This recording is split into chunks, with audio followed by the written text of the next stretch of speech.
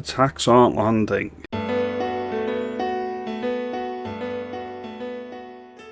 Good morning, I hope everyone's well today. Thank you for watching as always. My MP was up in Scotland last week and she was up there with Nigel and a few others like Malcolm Offord launching the Holyrood campaign.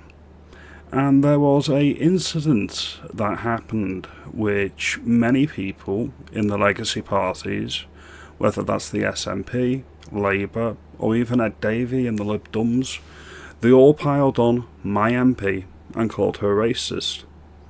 They've been there before and they'll do it again. But the issue is the attacks don't land anymore, and it's quite funny. And this is welcome. So we're going to play the clip first of all, and then we'll look into what's changed. We were talking about the reformed Tartan then, weren't we, whilst over there, just waiting for all to you. And I really wanted to come on in a reformed Tartan burka, but apparently I just wasn't allowed. You know what? One day, let's have one of these events that aren't live streamed, and we'll do it. We'll do all the naughty stuff, we'll do all the bits that have gone wrong, and all the effing and jaffing when we do our pieces to camera and all the rest. It'd be hilarious. So that's it. That's all it was. A joke about a tartan burqa. And obviously she's bringing up the burqa because she's the one that asked the question last year that we should be banning the burqa in the UK. And that was the whole tis with Zia Yusuf and whatnot. They need to chill out. It was just a gag, and it was quite a funny gag at that. Now, on this tweet, this is John Swinney, the First Minister of Scotland. He's an absolute clown of a man, absolute joke. However, he is the First Minister of Scotland. And he turned around and said, "When I said some Reform supporters are racist, this is what I had in mind. I will always stand by against those who divide our communities with hate and whatnot." That's not hateful, that's hysterical, that's as a joke, and that's the thing, they need to chill out.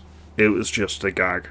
They need just to chill their bean and realise the Overton window has shifted so far to the right, it's squeezing all the parties now and the attacks don't land. And it wasn't just John Swinney, it was the Labour people as well. Let's have a look at this. This is what my MP said. The Labour press said, "Took 30 seconds for Sarah Poachin to start making jokes about Muslims after her autocue broke." My MP said, "No religion should be above humour, but Labour's mask slips as they critique light-hearted comment." Exactly, it was all in good fun. "It does not sit well with the sectarian authoritarian state they have tried to build in Great Britain, which seeks to divide, dominate and erode British culture. Their project is failing, as it did in Gorton and Denton by-election." There we go. And then my MP said something else as well. And this was recently this week. This was on the back of Ed Davey saying that the Tories and Reform, they've not mentioned Restore yet, I think it's still too early doors for Restore, was pretty much the gist, because they're going to come after Restore with the same thing as well. So I'm going to play that clip now. Come out while stirring on a celebrity bake-off thing.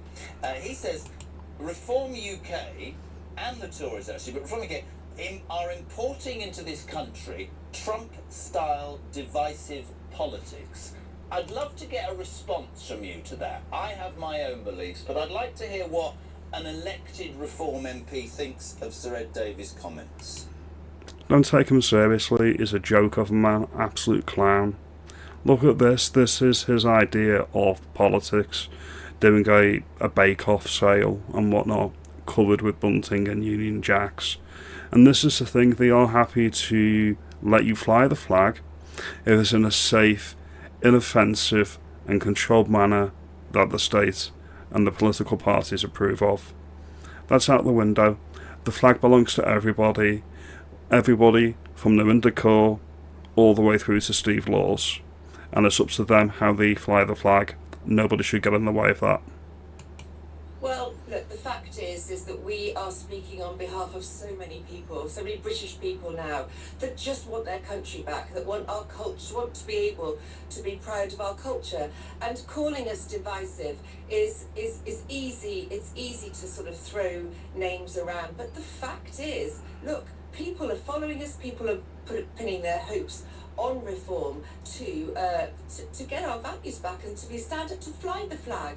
Do you know what, Jeremy? Last night. Can I just jump in? Because if you are watching on YouTube, and I won't take any credit, there is a picture there, some footage of Ed Miliband, what is he called? Ed Davey, taking part in a sort of celebrity charity bake-off. And if you are watching, his appearance, forget his appearance, all the way round this thing is Union Jack flags, which, with respect to Sir Ed Davey, makes him a far-right thug.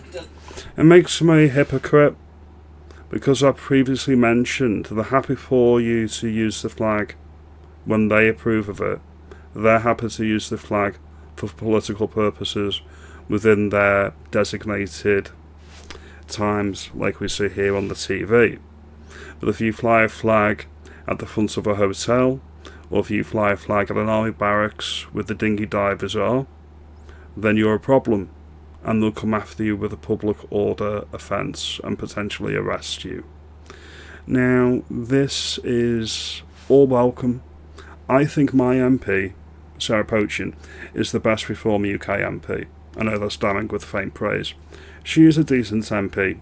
She's attentive, she's responsive, and she's much better than all the other Red Wall MPs that are Labour, because she's actually there and she's actually visible.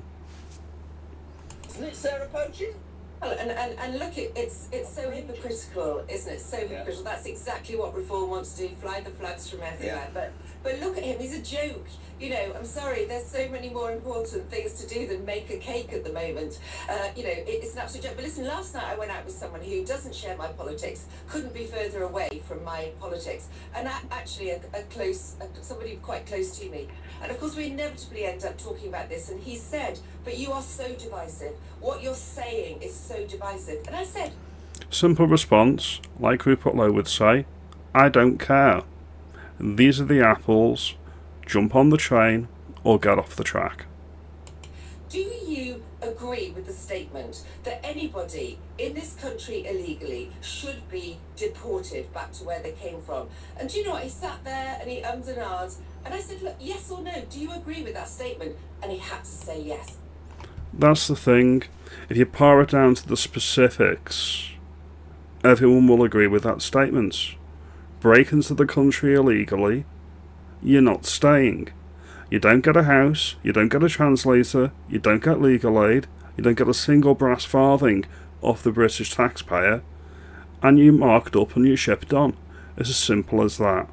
There are safe and legal routes. If you want to be a refugee, then do it that way. But we'll leave this here.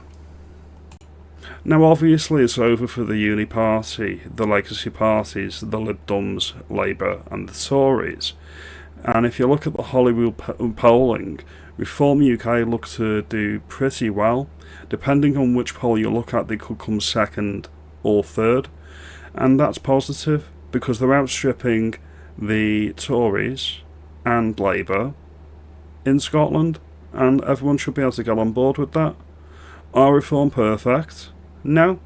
Are they the best on offer for the locals, Holyrood and the Senate this year?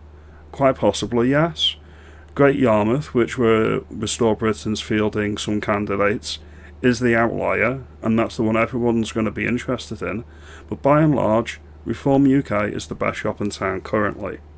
Now, if you like this video, give me a thumbs up, give me a like and subscribe, do all of that great stuff, and I'll see you in the next one. Are you voting Reform this year? Are you voting Independence? How are you voting? You let me know. Thank you for your time.